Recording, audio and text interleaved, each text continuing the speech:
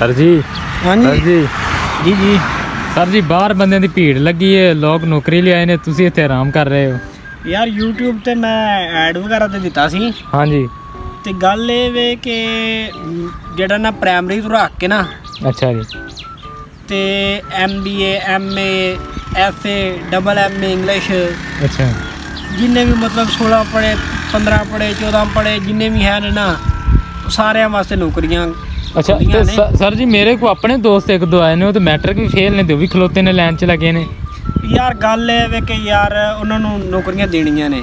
ਅੱਛਾ ਉਹ ਜੀ। ਇਸ ਵਾਸਤੇ ਕਿ ਸਾਰਿਆਂ ਵਾਸਤੇ ਨਾ ਇਹ ਗਰੀਬ ਹੈ ਅਮੀਰ ਹੈ ਜਾਂ ਜਿਹੜਾ ਵੀ ਕੋਈ ਵਿਹਲਾ ਹੈ ਜਾਂ ਨਿਕੰਮਾ ਹੈ ਕੋਈ ਵੀ ਬੰਦਾ ਹੈ ਨਾ अच्छा ਉਹਦੇ ਵਾਸਤੇ ਸਾਰਿਆਂ ਵਾਸਤੇ ਨੌਕਰੀ ਹੈ। अच्छा जी। ठीक तू है। सैलरी की गल कर लो, की सैलरी बंदे दी? ਸੈਲਰੀ ਤੇ ਦਿਆਂਗੇ तलीम दे हिसाब नाल है। ਤਲੀਮ ਦੇ ਹਿਸਾਬ ਨਾਲ ਕੋਈ ਨਹੀਂ, ਇਹ ਤਜਰਬੇ ਦੇ ਹਿਸਾਬ ਤੇ ਵੇ। अच्छा है ठीक है। ਜਿੱਡਾ ਤਜਰਬਾ ਹੋਏਗਾ ਤਜਰਬਾ ਵੀ ਐਡਾ ਕੋਈ ਨਹੀਂ ਚਾਹੀਦਾ ਤੇ ਇਹਦੇ ਵਾਸਤੇ ਅਸੀਂ ਡਿਗਰੀਆਂ ਸ਼ਿਗਰੀਆਂ ਕੋਈ ਨਹੀਂ ਮੰਗੀਆਂ, ठीक है। ਸਿਰਫ ਇੱਕ ਦਾਤਰੀ ਮੰਗੀ ਏ ਤੇ ਦਾਤਰੀ ਦਾਤਰੀ? ਲੈ ਕੇ ਤੇ ਮੇਰਾ ਭਾਈ ये ਪਹੁੰਚਿਆ। बॉस जी किहड़ा काम शुरू कीता जी जे दातरी काम होनी है? ਇਹ ਵੀ ਤੁਹਾਨੂੰ ਵਿਖਾਣੇ ਆ, ਇਹ ਚੱਲਨੇ ਆ। चलो आओ फिर ਤੁਹਾਨੂੰ सानू अपना दफ्तर विखाओ, ऑफिस विखाओ ठीक अपना, है, जिथे काम करना है। ਹੁਣ किथे ਚੱਲਨੇ ਆ मिल ਤੇ चलो। ਬਾਕੀ ਤੁਹਾਨੂੰ ਵਿਜ਼ਿਟ जी सर जी अपन किथे जा रहे हैं? ਇਹ ਜਨਾਬ ਅਸੀਂ ਤੁਹਾਨੂੰ ਦਫ਼ਤਰ ਲੈ ਕੇ ਚੱਲੇ ਆ, ਆਪਣੇ ਦਫ਼ਤਰ ਲੈ ਕੇ ਚੱਲਨੇ ਆ। ਦਫ਼ਤਰ ਜਾ ਕੇ ਤੁਹਾਨੂੰ ਵਿਖਾਣੇ ਆ। दफ्तर में लगता है काफी दूर है जेड़ा मोटरसाइकिल है ਨਹੀਂ ਨਹੀਂ ਦਫ਼ਤਰ ਤੇ ਆਪਣਾ ਲਾਗੇ ਹੀ ਏ, ਲੇਕਿਨ ਮੋਟਰਸਾਈਕਲ ਤੇ ਤੁਹਾਨੂੰ ਪਤਾ ਅੱਜ ਕੱਲ ਜਾਣਾ ਪੈਂਦਾ ਹੈ, अच्छा जी। ਨਾਲੇ ਟਾਈਮ ਦੀ ਬੱਚਤ ਹੋ ਜਾਂਦੀ ਏ।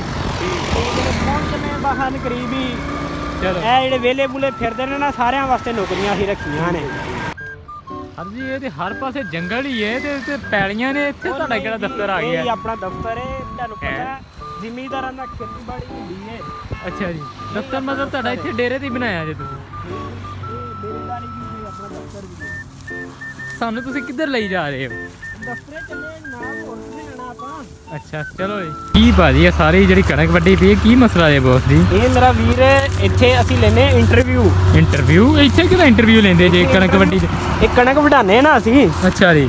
ਇਹ ਜਿਹੜੇ 16 ਪੜੇ 14 ਪੜੇ 12 ਪੜੇ ਆਏ ਸਨ ਨਾ, ਇਹ ਮੈਟ੍ਰਿਕ ਤੱਕ ਇਹ ਕਣਕ ਸਾਰਿਆਂ ਨੇ ਵੱਢੀ ਹੈ। ਠੀਕ ਹੈ, ਕੁਝ ਬੰਦੇ ਅਸੀਂ ਸਿਲੈਕਟ ਕੀਤੇ ਨੇ ਤੇ ਕੁਝ ਰਿਜੈਕਟ ਕੀਤੇ ਨੇ। ਅੱਛਾ ਜੀ। ਠੀਕ ਹੈ, ਤੇ ਬਾਕੀ ਤੈਨੂੰ ਵੀ ਤੇਰਾ ਵੀ ਇੰਟਰਵਿਊ ਲੈਨੇ ਆ, ਤੂੰ ਕਿਸ ਤਰ੍ਹਾਂ ਪਾਸ ਹੋਣਾ ਹੈ ਜਾਂ ਨਹੀਂ ਹੋਣਾ। ਇੰਟਰਵਿਊ ਦੇ ਵਿੱਚ ਕੀ ਕਰਨਾ ਪਏਗਾ ਸਰ? ਆਓ ਤੁਹਾਨੂੰ ਵਿਖਾਣੇ ਆ, ਤੂੰ ਇੰਟਰਵਿਊ ਦੇ ਨਾ। ਚਲੋ। ਚੱਲ ਲੱਗੇ।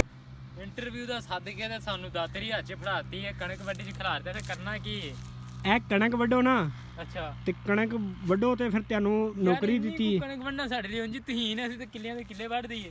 ਵੱਢੋ ਫਿਰ 4 ਮਣ ਦਾਣੇ ਦੇਾਂਗੇ ਤੁਹਾਨੂੰ, ਅਸੀਂ ਕਿਹੜਾ ਵੇਲੀ ਵਢਾਣੀ। ਯਾਰ 4 ਮਣ ਦਾਣਿਆਂ ਪਿੱਛੇ ਮੈਂ ਕਿੱਲਿਆਂ ਦੇ ਕਿੱਲੇ ਵੱਢ ਦਿਆਂਗਾ। ਵੱਢੋ ਫਿਰ ਵੱਢੋ, ਮੁਕਾਓ।